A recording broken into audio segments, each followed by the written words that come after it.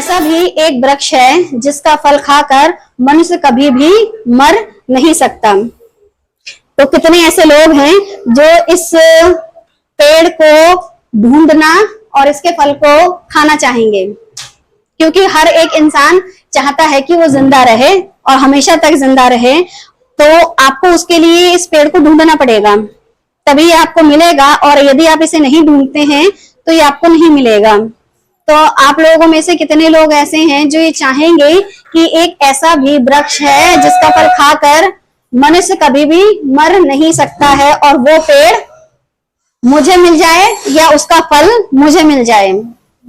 ऐसा कोई इंसान है, अगर उसको ऐसी अपॉर्चुनिटी या फिर ऐसा क्या कहते हैं मौका मिले, तो वो उस मौके को गवाएगा नहीं, कभी नहीं। एक ऐसा भी वृक्ष है, पता चल जाए कहाँ है, तो जिसका फल खाकर मनुष्य कभी भी मर नहीं सकता है, तो हर कोई इंसान उस पेड़ के पास जाना चाहेगा।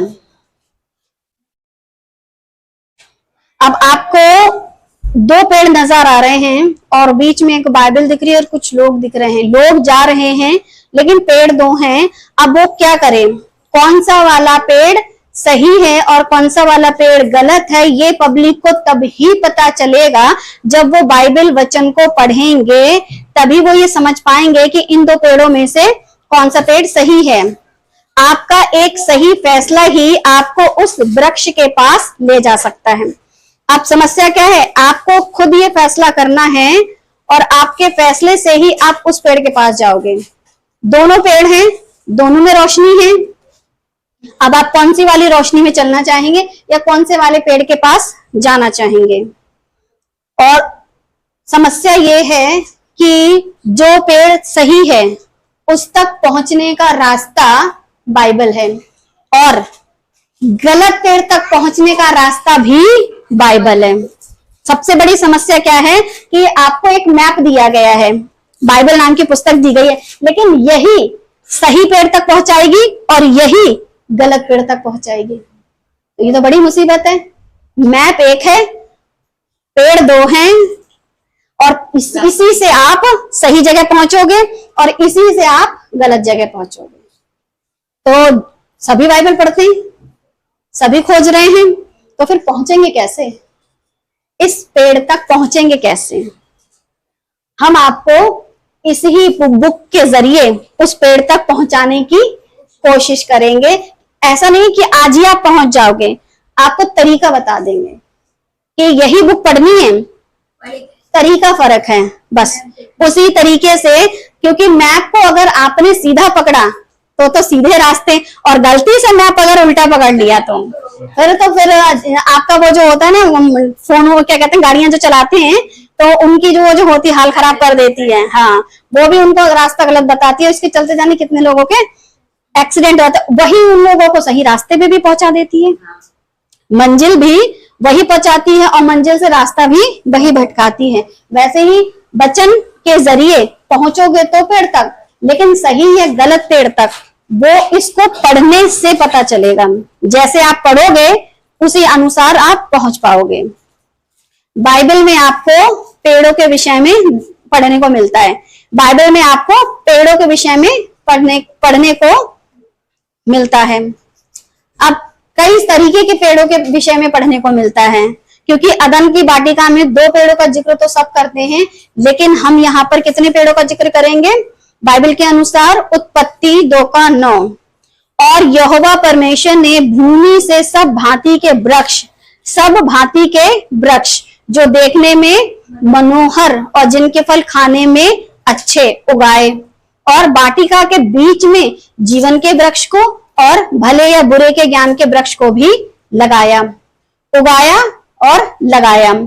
जिनको उगाया वो आप खा रहे थे, जिनको लगाया उनके विषय में कोई खास बातचीत नहीं हुई है। एक के विषय में बात हुई है और एक के विषय में बात नहीं हुई है। अब आपको यहाँ पर पढ़ने में नजर आ रहा है कि फल खाने में अच्छे हैं, एक जीवन का वृक्ष है, एक ऐसा भी पेड़ है जिसमें ज्ञान मिलता है, भले या बुरे का ज्ञान। तो ये आपको पढ़ने को मिलेंगे कि यहाँ आपको 3 पेड़ों के विषय में पढ़ने को मिलता है। 3 पेड़ों के विषय में अदन की वाटिका में आपको एक प्रकार के नहीं, दो प्रकार के नहीं, वरन 3 प्रकार के। पहले वो प्रकार हैं जिनको आप खा सकते हो। ऐसे सारे जितने भी पेड़ हैं इस दुनिया में, उनके फल आप खा सकते हो। फिर दूसरा था जिन्हें नहीं खा सकते, जिसके विषय में परमेश्वर ने आज्ञा दी थी। और तीसरा, कोई आज्ञा नहीं मिली।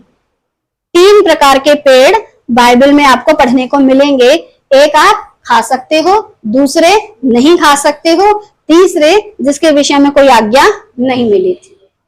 बाइबल को पढ़ने का एक तो ये तरीका है, और दूसरा तरीका यह है कि आपको ये सब कुछ पता ही नहीं है।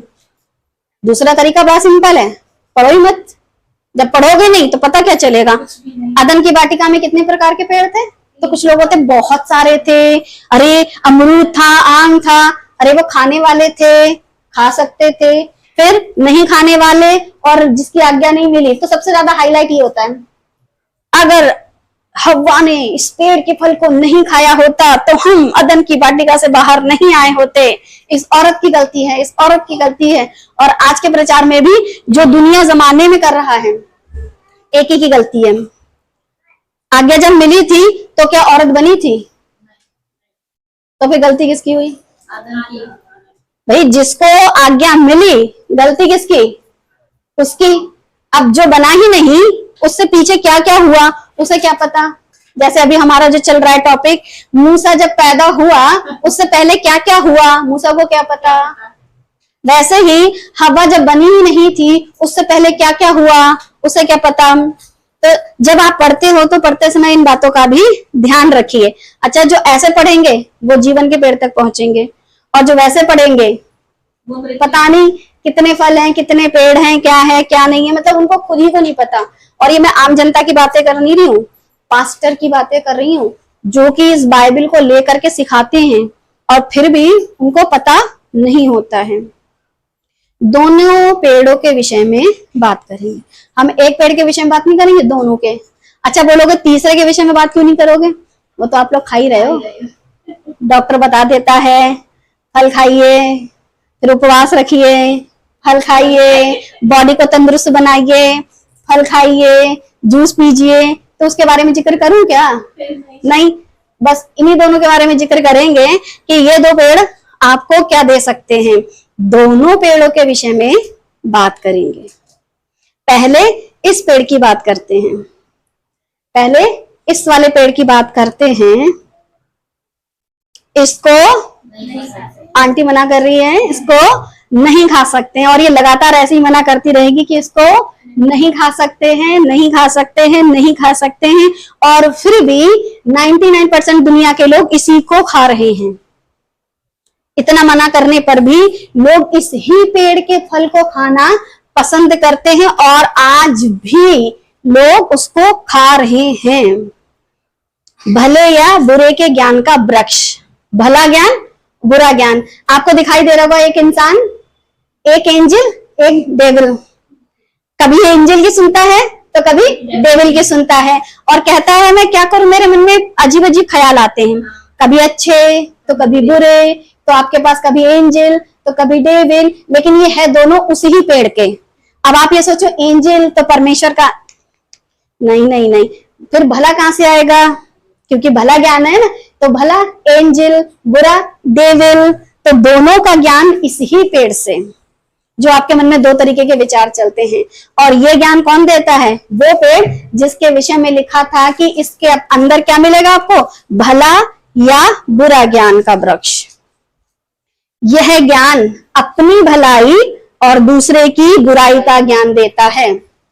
इस पेड़ से जितनों ने भी इस संसार में जन्म लिया है, एक एक मनुष्य के अंदर दौड़ने वाला ब्लड अपनी भलाई और दूसरे की बुराई के विषय में ही हमेशा सोचता है, फिर वो चाहे कितना ही प्रिय क्यों ना हो।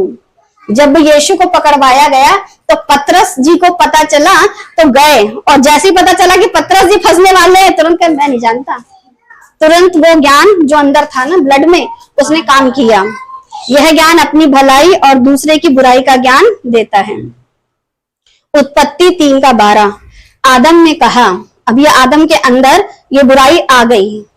जिस स्त्री को तूने मेरे संग रहने को दिया उसी ने उस वृक्ष का फल मुझे दिया और मैंने खाया। अब आदम की इस बात को लेकर के आपको समझ में आ रहा होगा कि जैसे ही उस पेड़ का फल इसके अंदर गया और उसकी नसों में खून बन करके दौड़ने लगा, क्योंकि कोई भी वस्तु जो हमारी खाने की होती है खाते हैं उसका एक्स्ट्रा निकल जाता है, लेकिन जो पौष्टिक चीजें होती है वो क्या बन जाती है, हमारे खून में दौड़ती हैं। तो जैसे ही इसके अंदर दौड़ी, इसने क्या किया कि जिस स्त्री को तूने मेरे संग रहने को दिया उसी ने उस वृक्ष के फल मुझे खाने को दिया।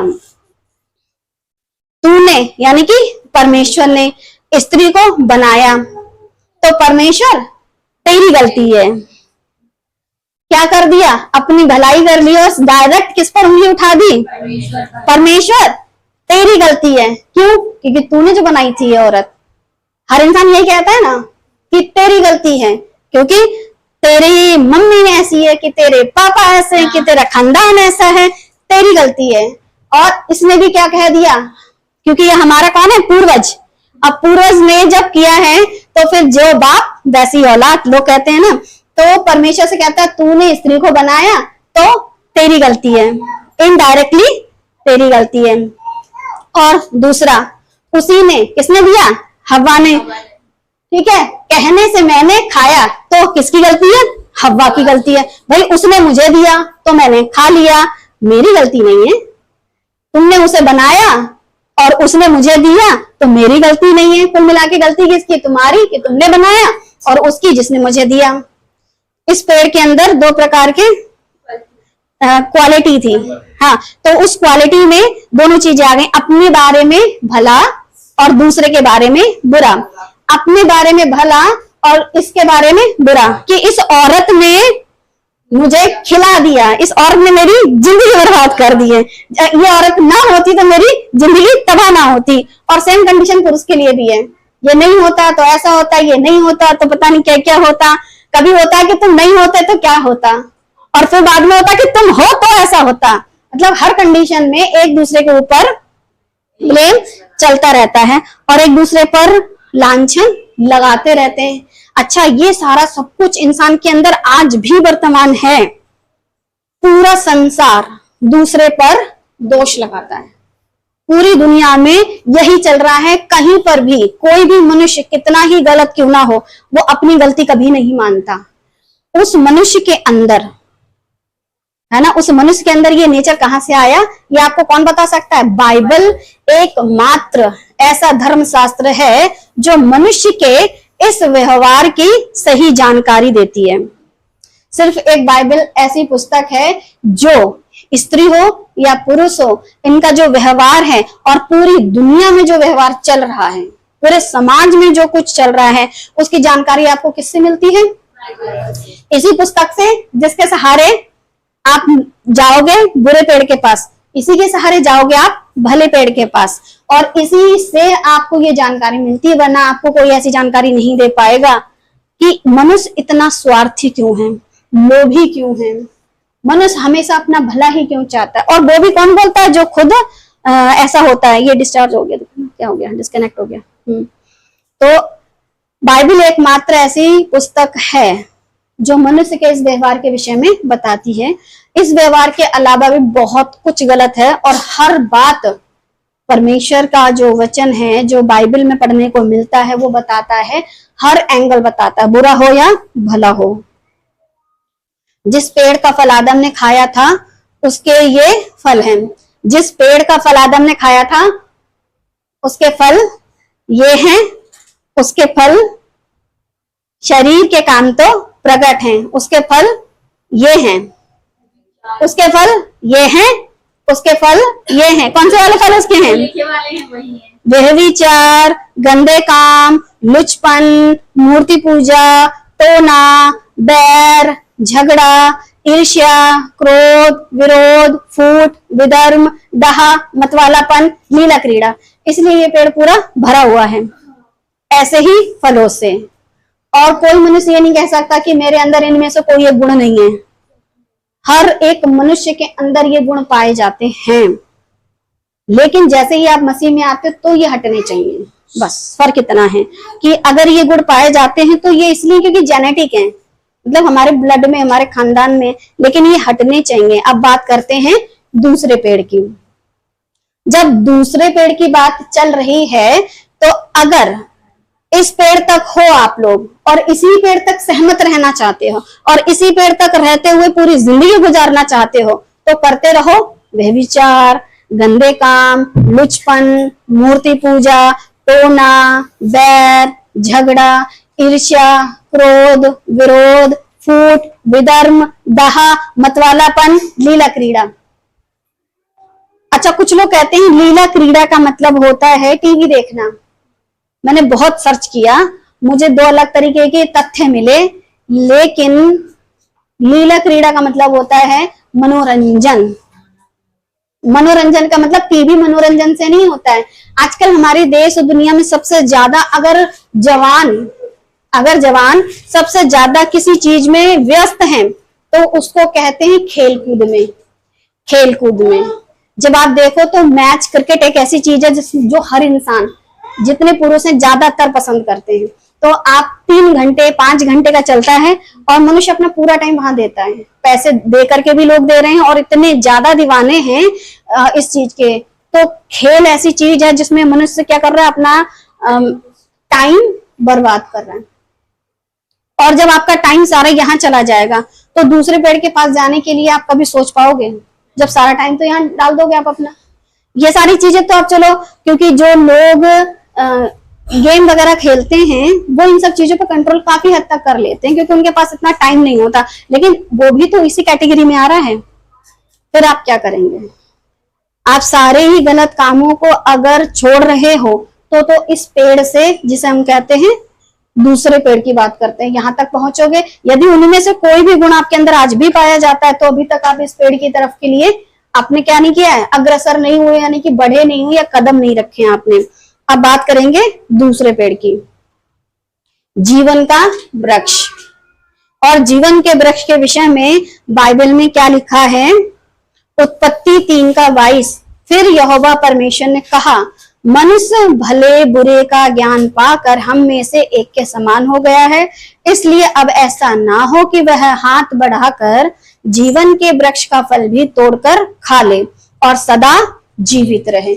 क्योंकि अगर बुराई सदा जीवित रहेगी तो जब अभी का करहाना देखा नहीं जाता 100 वर्षों का, तो अगर हमेशा तक इंसान जिंदा रहेगा तो कितना बुरा करेगा। मौत का डर ही नहीं होगा, मरेगा ही नहीं और कितना बुरा करता रहेगा। इस वजह से परमेश्वर क्या कहते हैं कि अब हम क्या करेंगे, इन लोगों को यहां से निकालेंगे। उत्पत्ति 3:24, इसलिए आदम को उसने निकाल दिया क्योंकि आदम उस अदन की वाटिका में रहने के लायक नहीं था। और जीवन के वृक्ष के मार्ग का पहरा देने के लिए अदन की वाटिका की पूर्व की ओर करवों को और चारों ओर घूमने वाली अग्नि में तलवार को भी नियुक्त कर दिया। वाटिका के चारों ओर करुब यानी कि स्वर्ग दूतों को और चारों ओर घूमने वाली अग्नि में तलवार को। अब इतनी प्रोटेक्शन दे दी, क्या ये आदम और ये हव्वा इसमें जा सकते थे? इतनी प्रोटेक्शन की क्या जरूरत थी? जब पता है कि ये तो साधारण से लोग हैं और इसमें नहीं जा पाएंगे तो इतनी प्रोटेक्शन की क्या जरूरत थी? शैतान जा सकता हो।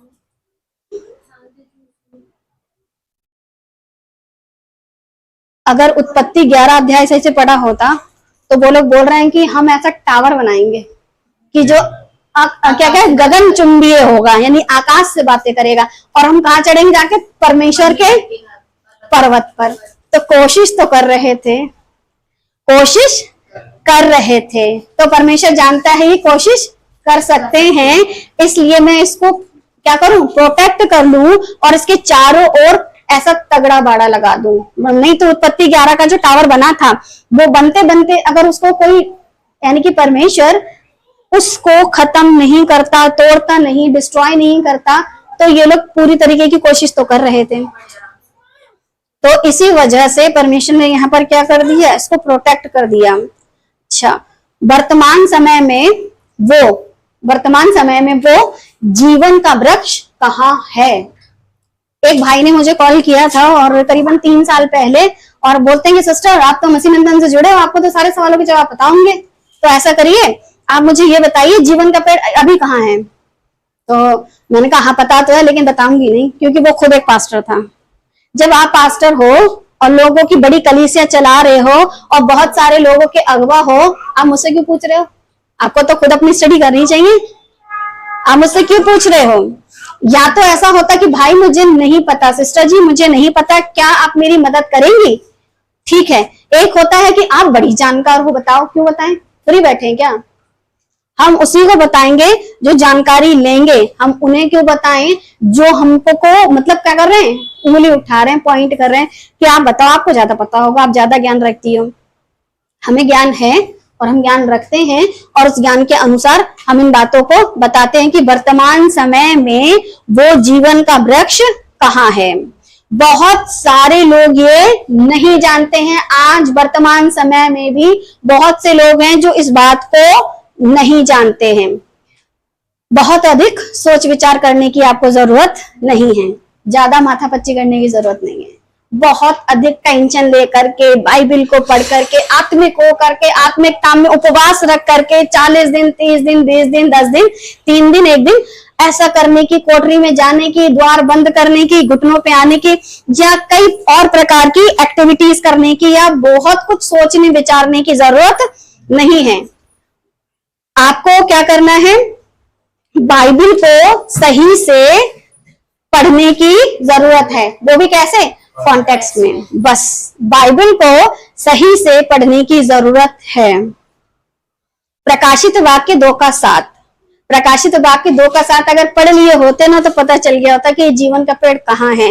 जिसके कान हो वो सुन ले कि आत्मा कलीसियाओं से क्या कहता है। जो जय पाए मैं उसे जीवन के पेड़ में से जो परमेश्वर के स्वर्ग लोक में है फल खाने को दूंगा। अब आपको एड्रेस पता चल गया। जीवन का पेड़ परमेश्वर के स्वर्ग लोक में है। मैंने अपनी मर्जी से नहीं बोला, कहां पढ़ा मैंने? प्रकाशित वाक्य 2:7। इसलिए बता रही हूं स्टार्टिंग से ही। वही बुक आपको गलत पेड़ के पास ले जाएगी, वही बुक आपको सही पेड़ के पास ले जाएगी, जिसे कहते हैं परमेश्वर का दिया हुआ वचन, जो कि 66 पुस्तकों के माध्यम से आप लोग पढ़ते हैं। और उसी में से एक पुस्तक को रखते हुए मैंने आपको बताया कि जीवन का पेड़ कहाँ है? परमेश्वर के स्वर्ग लोक में है। और अगर इस पेड़ का फल खाना चाहते हो तो आपका जो रास्ता या सफर है वो कैसा है? सकरा है। और सकरे मार्ग तक पहुंचने के लिए आपको एक मनुष्य दिया गया है। प्रकाशित वाक्य 22:1। फिर उसने मुझे बिल्लौर के समान झलकती हुई जीवन के जल की एक नदी दिखाई, जो परमेश्वर और मेमने के सिंहासन से निकलकर। ऐसी एक नदी प्रकाशित वाक्य में एक चेला था जिसका नाम है यूहन्ना, उनको दिखाई गई बिल्लौर के समान झलकती हुई जीवन के जल की एक नदी दिखाई दी। तो जब कोई ये बाइबल के इन हिस्सों को पढ़ता है ना तो कंफ्यूज हो जाता है कि वो नदी क्या है, वो इतनी चमकती हुई क्या है, झलकती हुई क्या है, और ये सब क्या चीज है, परमेश्वर और मेमना है, ये सब चीजें क्या है। तो मैं आपको ये बताऊंगी कि वो क्या है। यूहन्ना 4:11। परंतु जो कोई उस जल में से पिएगा जो मैं उसे दूंगा, वो नदी कौन सी है? यीशु मसीह जीवन का जल। कहा है ना मैं जीवन का जल हूं, तो कौन है वो नदी? यीशु मसीह। जो कोई उस जल में से पिएगा जो मैं उसे दूंगा, वह फिर अनंत काल तक प्यासा नहीं होगा। क्योंकि वो नदी बह कहां से रही है? परमेश्वर के स्वर्ग से, जहां पर मृत्यु नहीं है। तो फिर उसे कभी प्यास लगेगी ही नहीं। वरन जो जल मैं उसे दूंगा वह उसमें एक सोता बन जाएगा, वह उसमें एक सोता बन जाएगा। अब आप लोगों के लिए एक सवाल देती हूं। नदी, समंदर, तालाब, सोता, ठीक है, ये पानी के सोर्स हैं, सोर्स ऑफ वाटर कहते हैं, पानी के सोर्स हैं। इनमें से नदी, तालाब, समंदर, सोता, इनमें से सोता ही क्यों कहा? नदी, समंदर, तालाब क्यों नहीं कहा?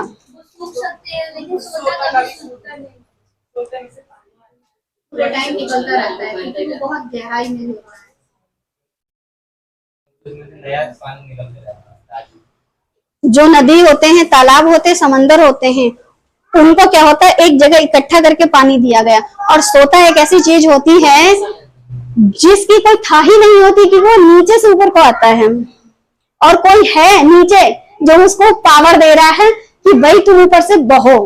वैसे ही हमारा जो परमेश्वर है उसने सोता बनाया नहीं, बहता हुआ पानी जो हर समय नया निकलता है, रुका हुआ, ठहरा हुआ, बदबूदार, गंदा, नदी, तालाब, समंदर वाला नहीं है, बहता सोता जो लोगों की प्यास बुझाता है। और लिखा है जो अनंत जीवन के लिए उमड़ता रहेगा। अनंत जीवन मतलब हमेशा के लिए, और जो अनंत जीवन के लिए उमड़ता रहेगा फिर वो आपको क्या देगा, अनंत जीवन।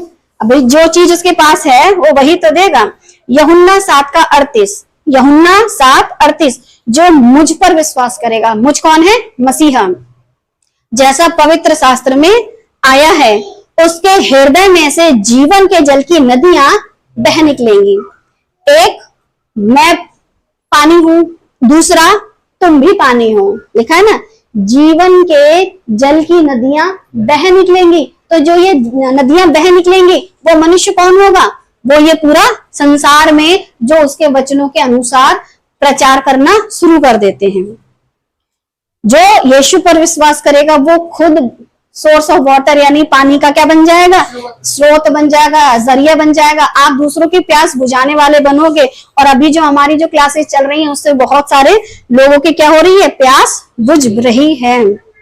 प्रकाशित वाक्य 22:2। और इस आयत और इस अध्याय को लेकर के थोड़ी सी लोगों में कंफ्यूजन थी। वो कह रहे थे क्या है, उस नगर की सड़क के बीचों बीच, उस नगर मतलब स्वर्ग में, बीचों बीच एक ऐसी नदी है कि इसके इस पार और उस पार जीवन का पेड़ है, उसमें 12 प्रकार के फल लगते हैं, वह हर महीने फलता था। और उस पेड़ के पत्तों से जाति जाति के लोग चंगे होते थे। तो जब आप बाइबल की ऐसे इसको पढ़ोगे तो बड़ा ही कंफ्यूजन सा लगता है। उस नगर की सड़क के बीचों बीच बहती थी नदी के इस पार और उस पार जीवन का पेड़ था, उसमें 12 प्रकार के फल लगते थे और वह हर महीने फलता था। और उस पेड़ के पत्तों से जाति जाति के लोग चंगे होते थे। तो अब आपको बताएंगे कि वो पेड़ और वो नदी क्या है। 12 प्रकार के फल लगते थे। फल कौन है, यीशु मसीह के 12 चेले। और ये पेड़ कौन है, खुद यीशु मसीह। यीशु मसीह के कितने चेले थे, 12। यीशु ने कहा मैं जीवन का जल हूं, यही है वो जीवन का पेड़, मसीहा ही है। और फल जो 12 थे वो उनके चेले। तो बात चल रही है यीशु मसीह की और उनके 12 चेलों की। हर महीने फलते थे, मतलब वो लोगों को सुसमाचार सुनाते थे और उनको प्रभु में मिलाते थे। अब बात करते हैं जाति जाति के। उस पेड़ के पत्तों से जाति जाति के लोग चंगे होते थे। पत्ते, पेड़ और उसके फल और उसके पत्ते, उसके पत्तों से जाति जाति के लोग चंगे होते थे। मैं दाखलता हूं, तुम डालियां हो। और पत्ते किसमें लगते हैं, डालियों में। तो कहा तुम क्या हो, डालियां हो। और डालियों में लगते हैं पत्ते। और पत्ते कौन है, हम सारे लोग। यीशु मसीह में वो पत्ते हैं। जाति जाति के लोग चंगे होते थे। तो ये थोड़ी सी लोगों में कंफ्यूजन आ जाती है क्योंकि चंगाई को लेकर के बड़ा ही उन लोगों में चलता है। लेकिन ये वो चंगाई है जो ऐसी नहीं है। यहाँ पर चंगाई शब्द पाप से मन फिराकर चंगे होने की बात हो रही है, ना कि डॉक्टरी वाली चंगाई। कैंसर और भी जाने कैसी कैसी बीमारियां हैं। और नॉर्मल बीमारियां ले लेती हूँ क्योंकि जिनके लिए लोग जाते हैं, पेट दर्द, सर दर्द, बुखार, जुकाम, क्योंकि इन्हीं चीजों के लिए तो प्रार्थना करवाते हैं। पास्टर जी प्रार्थना कर दो, सर दर्द हो रहा है, बुखार हो रहा है, जुकाम हो रहा है, ऐठन हो रही है, पता नहीं क्या क्या हो रहा है। तो ये होती है उनकी तरफ से चंगाई। लेकिन परमेश्वर यहाँ किसकी बात कर रहे हैं, पाप से मन फिरा कर चंगे होने की बात हो रही है।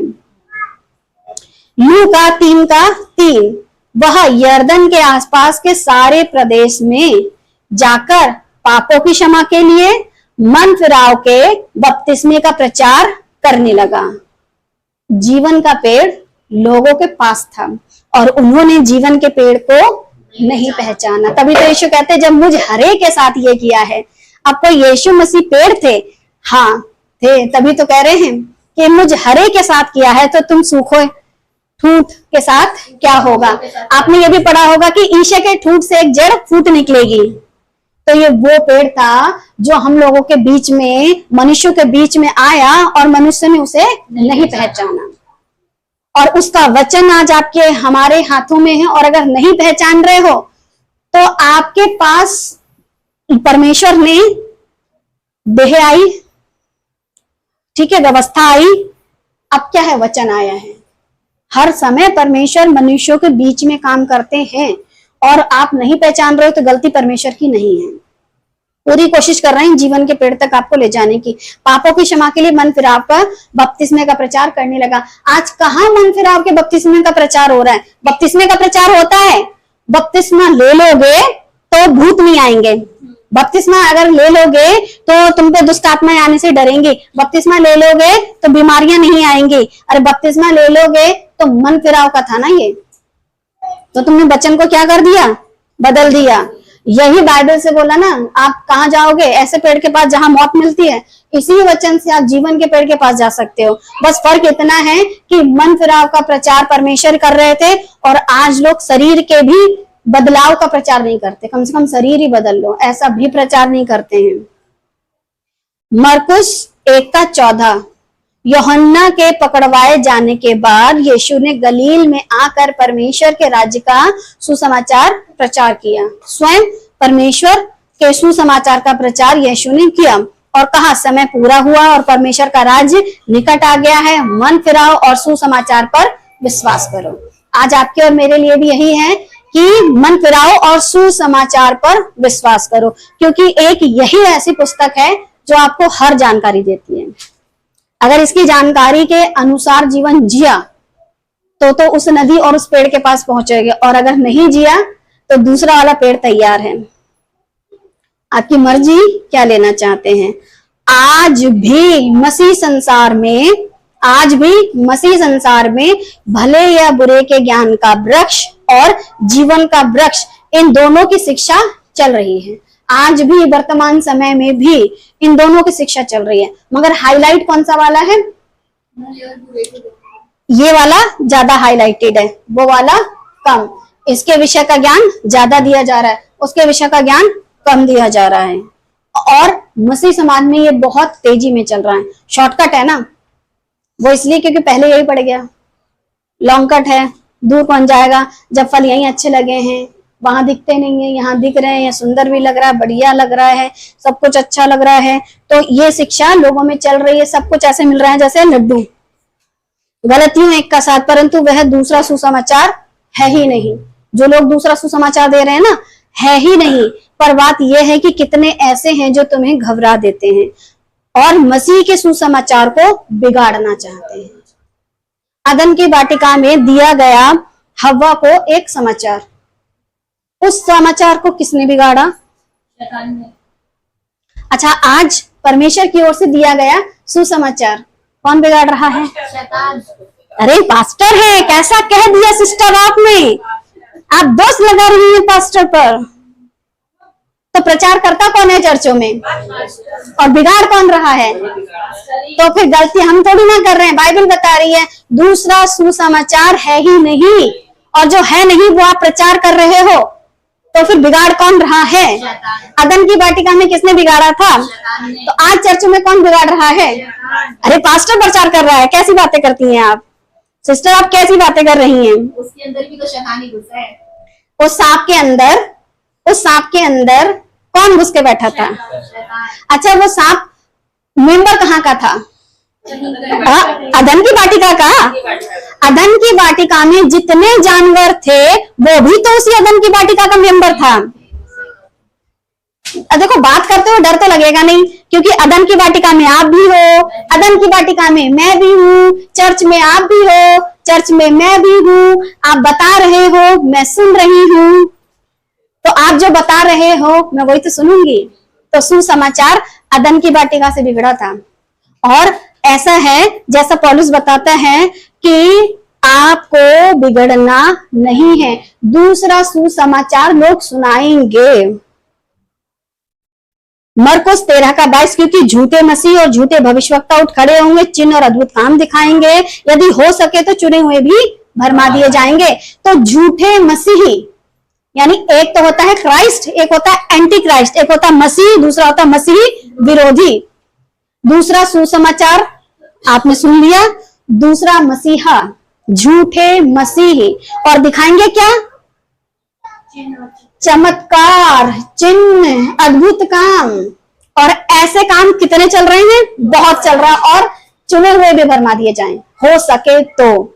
लेकिन जो इन अद्भुत कामों, चिन्हों और इन पर भरोसा नहीं रखेगा वो भरमाया नहीं जाएगा। लेकिन जिसने ये सब चीजें देख ली, अरे हमारा पास्टर तो बहुत पावरफुल है, यहाँ बैठता है, वहां फोन करता है, वहां से पता चलता है कि क्या चल रहा है, और सारी बातें फटाफट बता दी जाती हैं, ऐसा चल रहा है, भाई झूठा है ना, बता देगा। लेकिन जो सच्चा है वो सिर्फ आपको समझाएगा, बताएगा, झूठ का प्रचार नहीं करेगा। उसे दिखेंगे दर्शन, दिखेंगे क्योंकि झूठा है ना। अदन की वाटिका में दिखे थे, आज भी ऐसे झूठे मसीह हैं और इनको ये सब कुछ दिखाई दे रहा है। तो झूठा मसीही, झूठा सुसमाचार। गलतियों 1:8, परंतु यदि हम यह स्वर्ग से कोई दूत भी, मैंने यीशु जैसी एक तस्वीर रख दी, हम यह स्वर्ग से कोई दूत भी ऐसा भी बन के आ सकता है।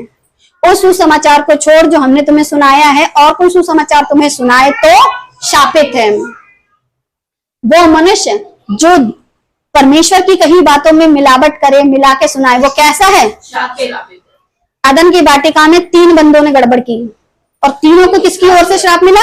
तीनों को परमेश्वर ने श्राप दिया। और अगर ये चौथा व्यक्ति भी गड़बड़ करेगा तो श्राप देता कौन है इसे? खुद परमेश्वर। वो श्रापित परमेश्वर की ओर से है, मेरे और आपकी ओर से नहीं, क्योंकि वो हम जैसे, आप जैसे लोगों को उस पेड़ तक ले जाने के लिए बीच में क्या खड़े कर रहा है?